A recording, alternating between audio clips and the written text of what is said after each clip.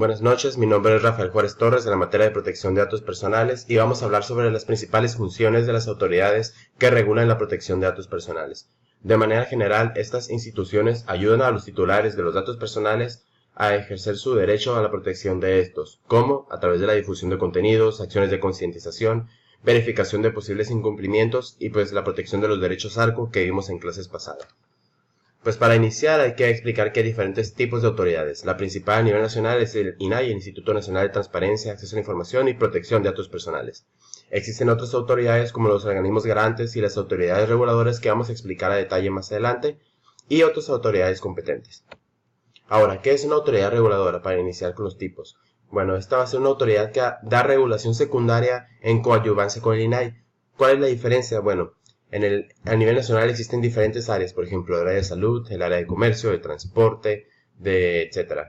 Entonces es imposible que una misma institución se encargue de la protección de datos personales en todas las áreas, ya que cada área es diferente. Entonces, ¿qué se hace? Se hacen compartimentos, o sea, secretarías. Y cada secretaría va a definir los lineamientos específicos para la protección de datos personales en su área.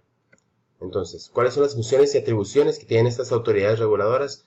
Va a depender del área en la que se estén especializando, pero en general va a ser emitir lineamientos, recomendaciones y criterios en materia de protección de datos personales.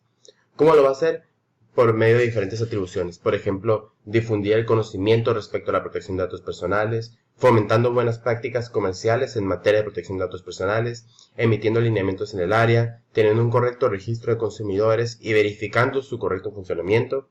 Es importante también el celebrar convenios con cámaras de comercio y asociaciones, etcétera, en la materia de protección de datos personales.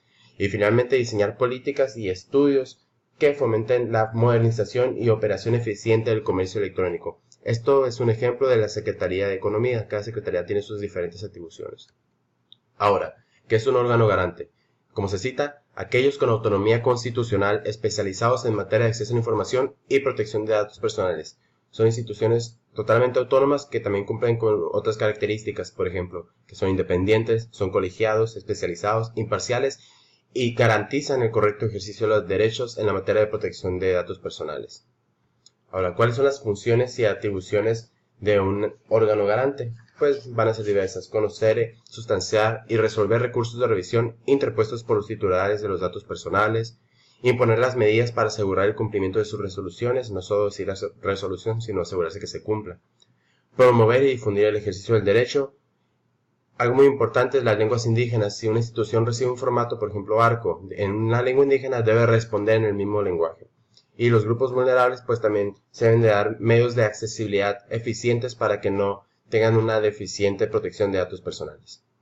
También se deben de elaborar y publicar estudios e investigaciones para la modernización de los datos personales y promover la capacitación y actualización en ejercicio de derecho.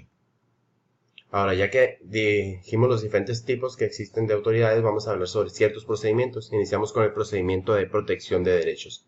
Esto cuando se da es cuando el titular o el representante legal expresa con claridad el contenido de su reclamación. Esto se suele dar en 4 circunstancias generales. La primera es que el responsable no le entrega al titular los datos personales que éste le solicitó. La segunda opción es que el responsable entregue los datos en un formato incomprensible para el titular, por lo que sean deficientes. Otra opción es que el responsable se niegue a efectuar una modificación o una corrección a un dato personal que el titular o el representante exijan.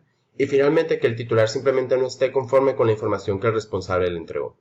En estas circunstancias es cuando el INAI interviene y se ejerce el procedimiento de protección de derechos. También está el procedimiento de verificación. Esto pues es simplemente verificar el cumplimiento de la disposición de la Ley Federal de Protección de Datos Personales. Esto procederá cuando haya incumplimiento a resoluciones ya dictadas con motivo de procedimientos de protección de derechos o cuando haya violaciones a la Ley Federal de Protección de Datos Personales. Finalmente, el procedimiento de imposición de sanciones se da cuando, después de un procedimiento de los pasados antes mencionados, hay un incumplimiento de alguno de los principios o disposiciones y la INAI lo detecta. Entonces, ¿qué hace? Primero notifica al presunto infractor y le da un lapso de 15 días para que presente pruebas que lo defiendan. Si después de esto siguen diferentes procesos y al final el INAI tendrá que resolver todo el asunto en 50 días, dando su resolución final a ambas partes. Y esto es lo que se basa en el procedimiento de imposición de sanciones. Y eso es todo. Muchas gracias.